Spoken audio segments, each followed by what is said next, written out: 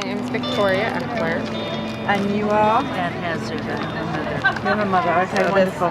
Matthew. This is your son, Yeah, Matthew. that's him He's a now. handsome boy. Yeah, he's 24 now.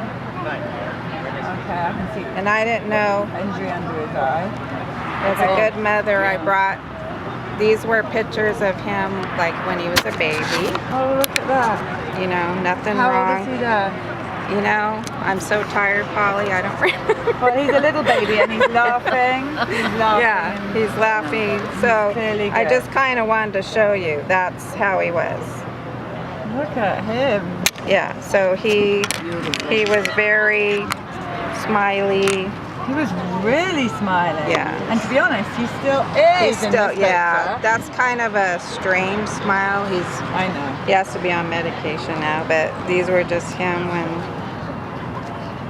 And then he had a DPT, a oral polio, and a HIB when he was 2.5.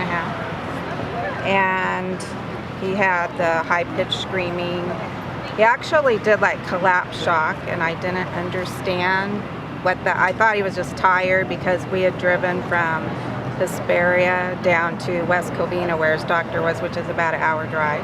So I didn't realize, I just thought, oh, he's tired. But he didn't wake up. Like, we took him out of the car seat.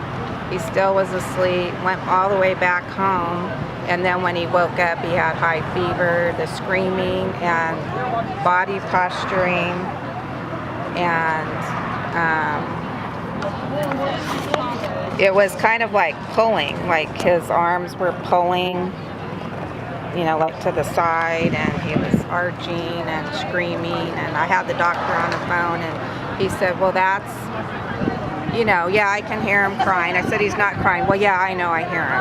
And I said, well, he hasn't stopped. It's been for hours. And he said, just give him some Tylenol. And, you know, so eventually, after hours, he did calm down.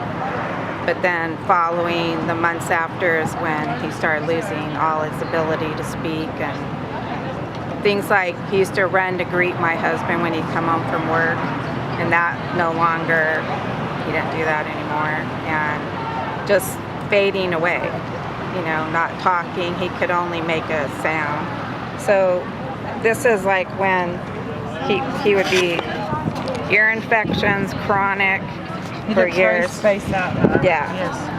And then started, you know, with chronic diarrhea, you know, constantly, and just always on antibiotic, looking very unhealthy, and just a total difference in his personality. And he went even like, he used to always, with my parents, be, you know, smiling, and even that just started, you know, he'd ignore my mom in the car and things like that. And so this would be kind of how he was just not doing, you know. And then this started when he was like 4.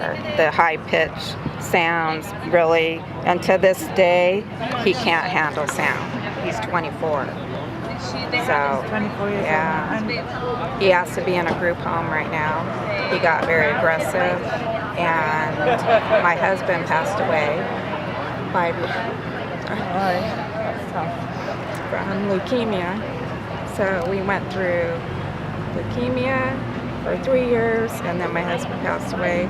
And he can talk. He has a huge vocabulary, but he can't express his feelings. So he won't have a conversation with you. So he started then banging his head on the wall. He bites his arms really bad. So now he's on I can't have him home by myself.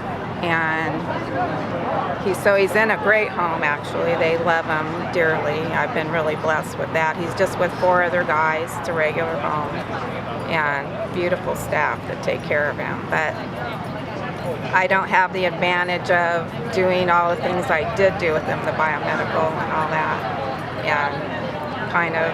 So he's medicated? Yeah. Yes.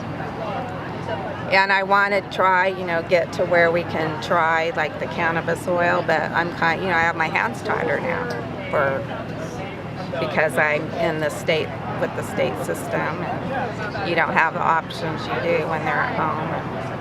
So when you're in the state system, you have no control of your son anymore.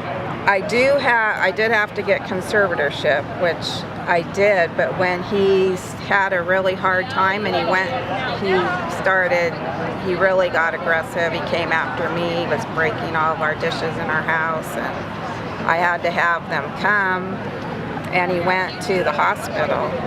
And I didn't know, once he's in that system, my conservatorship isn't what you think it is.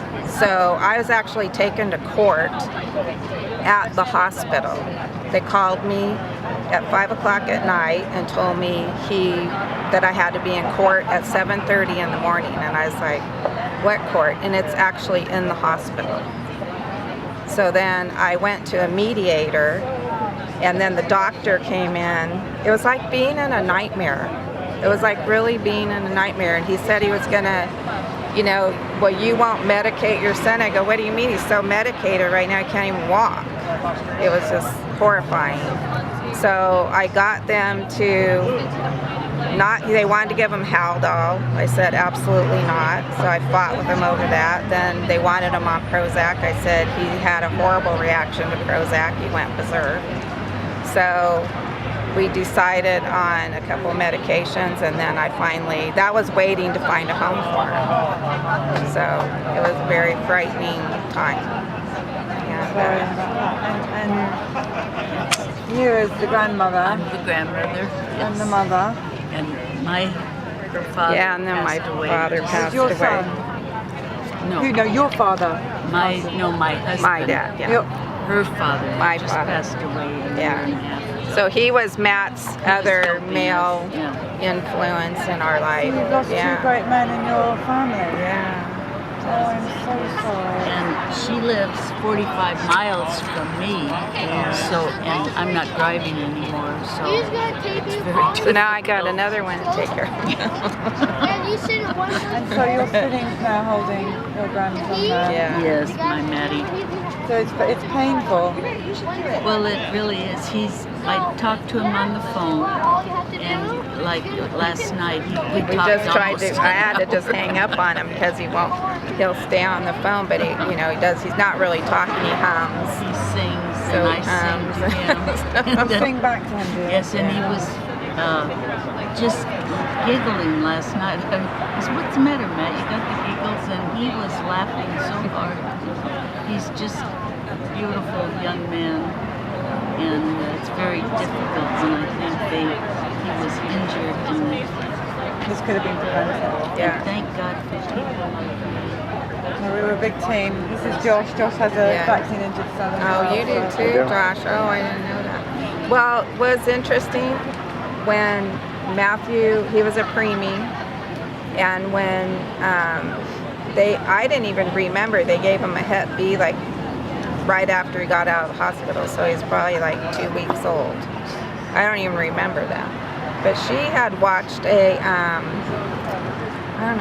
don't know, back then, was it like Dinah Shore or Phil Donahue or somebody like that?